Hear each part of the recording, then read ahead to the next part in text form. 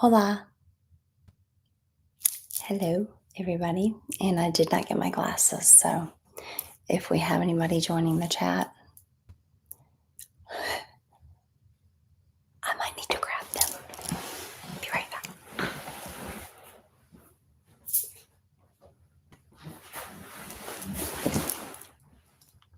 This is when you know you're old.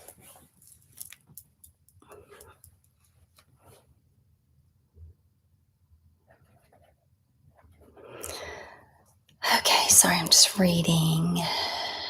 I don't like silence, so okay. Okay.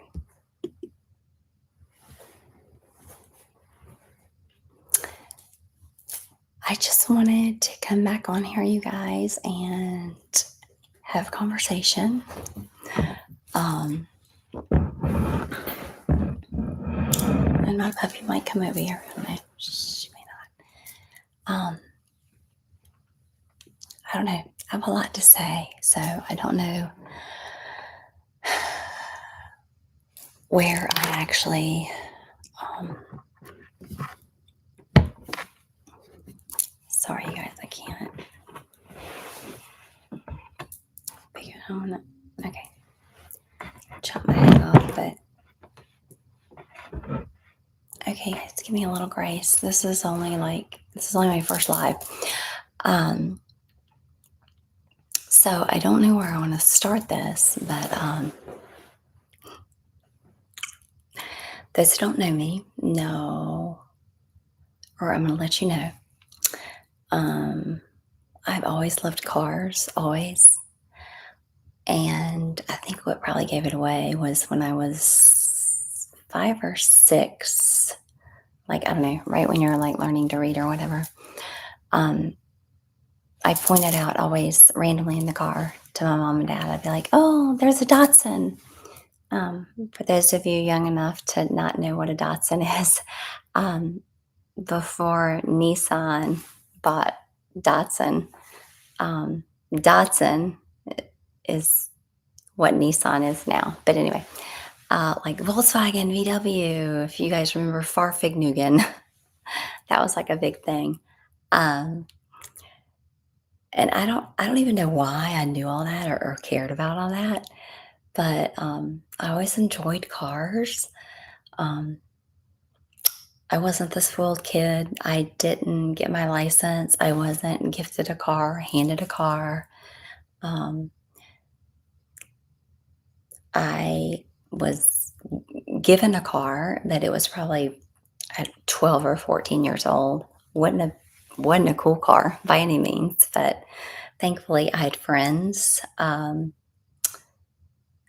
of my friends had cool cars if they were driving. So I always was friends with people my age to generally 2, 3, 4, 5 years older, which today, would be big time frowned upon. Like when I was 17, mind you, I was 17, 6 or 8 weeks before my 18th birthday. But I started dating somebody that was 21, almost 22. So, today that might be a big, just because there's so much weirdness in this world, so much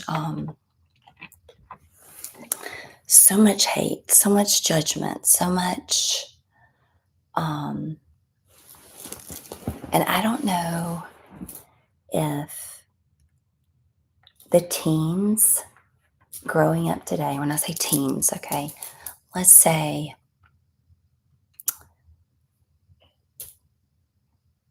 I'm talking down because I don't know if my teen can hear me.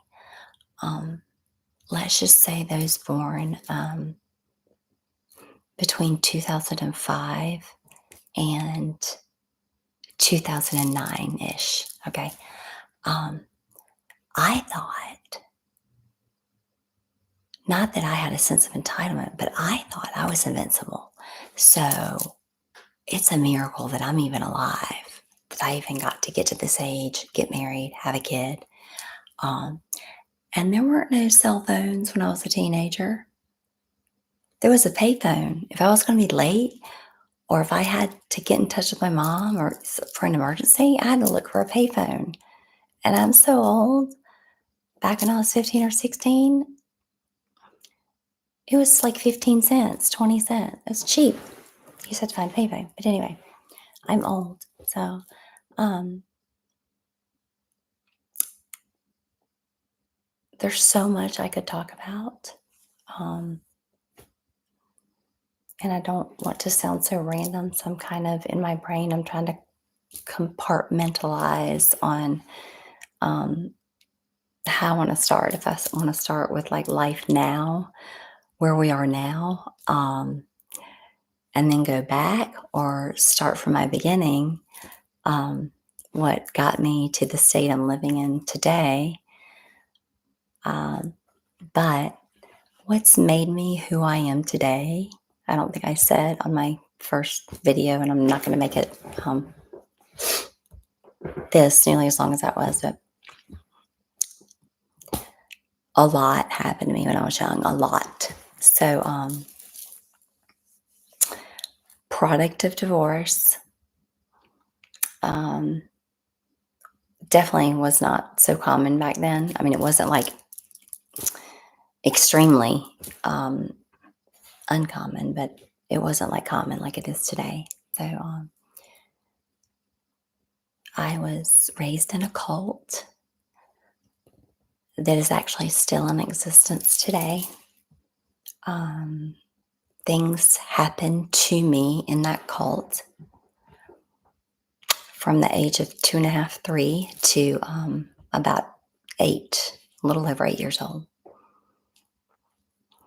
And I won't go into that because I know I don't think I'm monetized, but I don't want to get demonetized once I am. But I won't go into that. But let's just say cults a real thing. I don't like to think of myself as like a conspiracy theorist, but I will listen to anybody. This is not a political channel. It's not a religious channel. I don't judge anybody. I love that saying. My grandma used to say, you got to stand for something, because if you don't stand for something, you'll fall for everything or something like that. So as long as you, in my opinion, believe in a higher power and are respectful and have integrity and do the right thing and are honest, those are my people. Those are my people. But I'm not judgmental. I'm not political. I like to think I maybe didn't do a 180, maybe near a 180 when I lost my mom. So it's been a few years since my mom passed away. But I've done a whole lot of reflecting, just in life, period, in changing who I am. And that's deep. That's deep in itself, y'all. Deep. Because I come from a Italian, like Scotch Irish family. So we're either really loud and really demonstrative and really talk with our hands, or we internalize some things and don't want to talk about some things at times. And there's also times where, sorry, all my hair's bothering me. There are also times that I don't have a filter, which is not good, but I do my best to think before I speak, because where I live, you kind of have to, because you're going to offend somebody, chances are. But I am so much into true crime, big time. And I can't even pinpoint what started that, why I started getting into true crime. I know it happened initially, it started getting, always have been, like I said, but during COVID, we were all in lockdown. Um, and I'm not type A, like I'm not a schedule type person. I'm like a fly by the seat of my pants person, go with the flow, last minute planner. Um, but like during COVID lockdown, like I had to have a schedule. I had to have a schedule or I was going to go like nutty. Um, and I just remember I'm going to call her out because I love her. I have so much respect for her. So I actually found during COVID um, the the YouTube um, reporter channel. I'm sorry, I'm so new at this. Without a Crystal Ball. So I believe her name is Katie Joy, and I developed so much respect for her. So much respect for her for all she did. And a lot of it probably is my background is radio. I used to work in radio and I absolutely loved it. I loved my career. Um, Unfortunately, it went away. So, with like podcasts and blogs and like everything like it is now, I just had no choice but to leave. So, that's sad. But I'm one of those maybe rare few who can say that I actually worked in a career that I loved, I enjoyed, I had fun. I looked forward to waking up early or staying up sometimes really late for a remote and knowing the next day that I had to be somewhere to set up for another remote at like 5 a.m. But hey, I loved it. I so loved working in radio. Um, I don't know. I am an anomaly. I am an enigma. I am definitely an empath. Um, I'm an open book. So I enjoy making some new friends on here, getting to know some people, new people, and yeah, sharing more of my story and learning more about you guys. So um, I won't go into any more of what I do as far as outside of watching true crime or law enforcement, but there's some things that I do here in my city. Um, to help our city and help our youth. And I will say, even though I'm not trying to get political, I will say this, I guess, with wisdom and life lessons. I think the United States needs to do a lot of changing, you guys, because it makes zero sense to me how some states you can be 14 and have your learner's permit, and then you can drive alone, maybe at 15. I think Arkansas is one. Um, but the fact that 18-year-olds we ship off to war, you have to be 21 to have, I don't promote e-cigs. I'm not for e-cigs. I'm making a statement, not judging. You have to be 21 to buy, anything like low dose THC, 21 for that, 21 to drink, 25 to rent a car, 18 to buy energy drinks. But why? Why, oh, why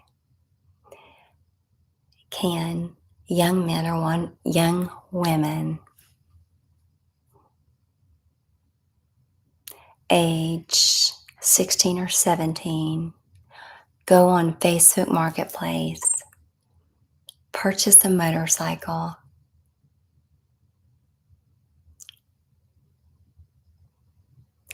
hide it from their parents, and I am speaking of a specific situation, but I know of a lot more tragedies. Um, not have this bike for not even a month, and then crash it and not make it through surgery.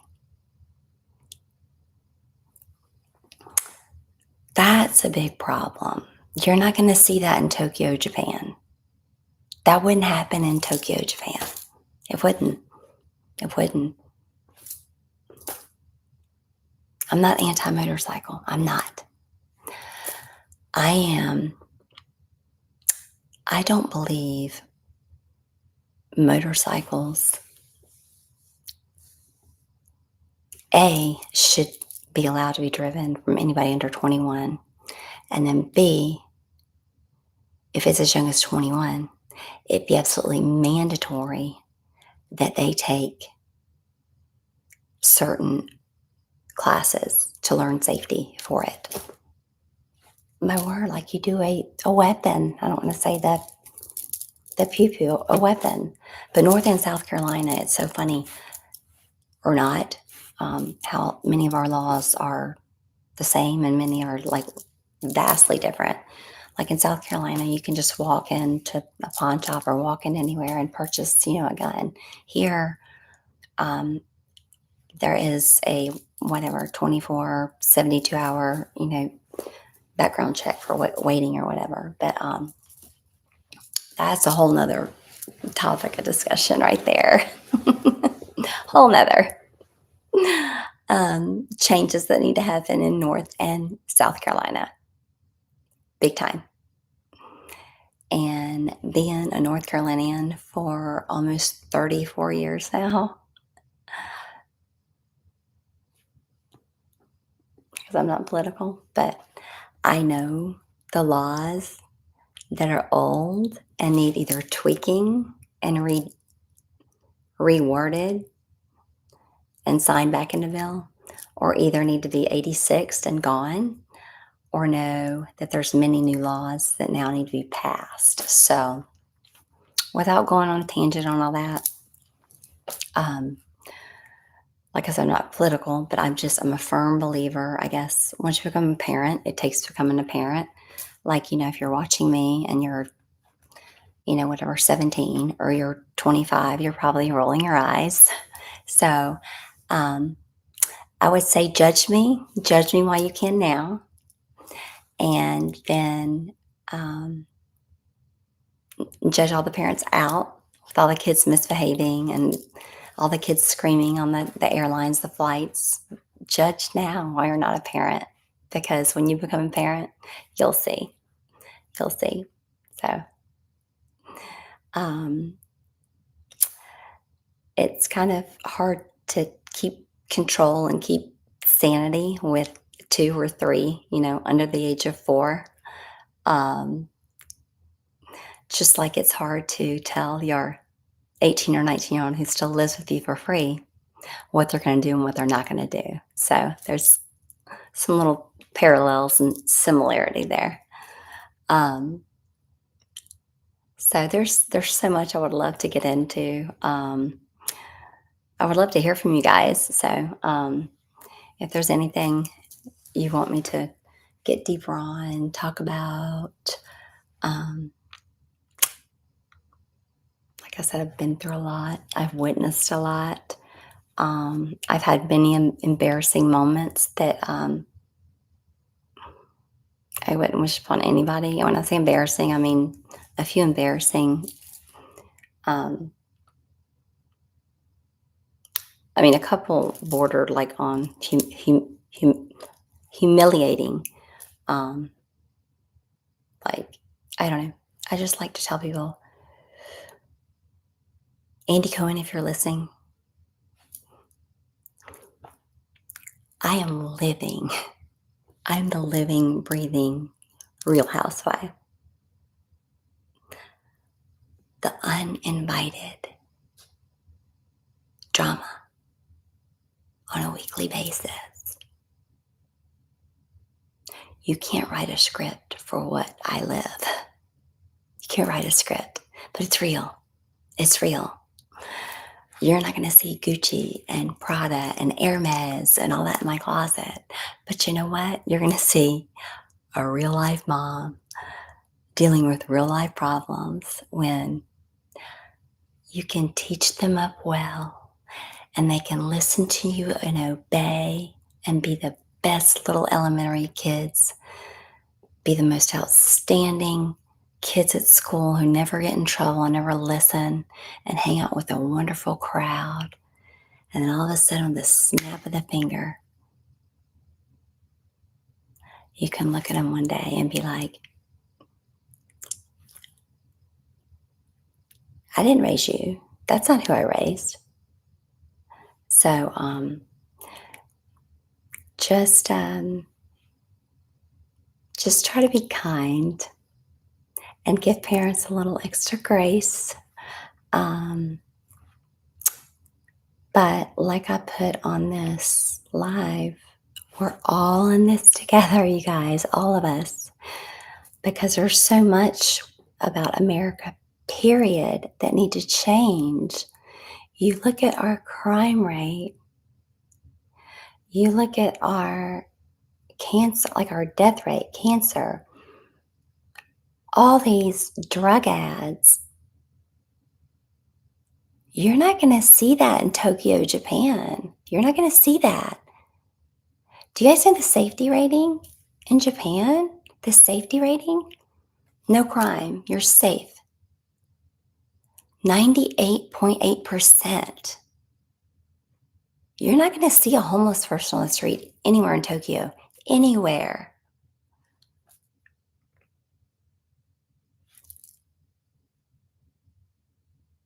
Are we just greedy?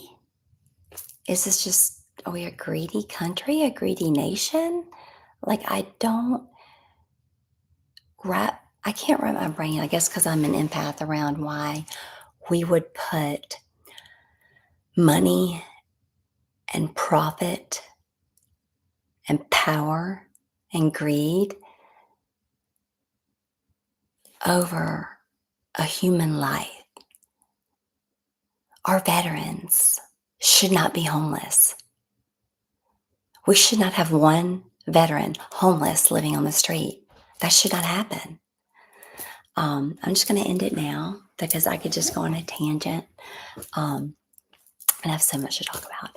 But I don't know. I look forward to more of these, getting to know you guys. So hopefully one of these days I'll have somebody pop on here and say, hey, how you doing? So that'll be nice. But once again, I'm Amy and trying to grow my little baby channel here. So if you would do me a huge favor and like and subscribe, and my word, if I could even make it to 100, I would do like a happy dance to make it to 100 subscribers. But anyway, look forward to getting to know you guys, talking more about cars, what kind of cars you like. If you're not a car person, that's okay too. You can be more of an animal person and love cats and dogs like I do. But I'm going to end it here and say, I hope you guys just think a little bit more each day about other human beings, because every human, you guys, has some battle they're fighting. Every human. It's only a matter of whether it's a whole lot smaller or larger than yours is. So maybe just give everybody a little extra grace. And, don't, lay the horn down or something, if they cut you off. Sometimes I do a little, and, when I'm in a grumpy mood, but I'm like, tone it down, Amy. You don't know if they could have just received a diagnosis. They could have just gotten a call with some bad news, loved ones in the hospital or whatever. But anyway, just try to give people the benefit of the doubt, I guess. Yeah, because none of us are perfect. None of us are perfect, you guys. So I love you all and I thank you for your support. And I look forward to growing this channel. And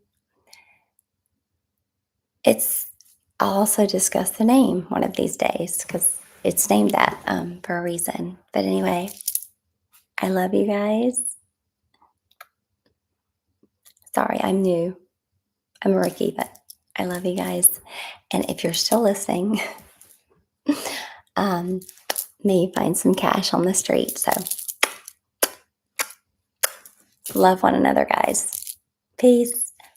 Peace. See you next time.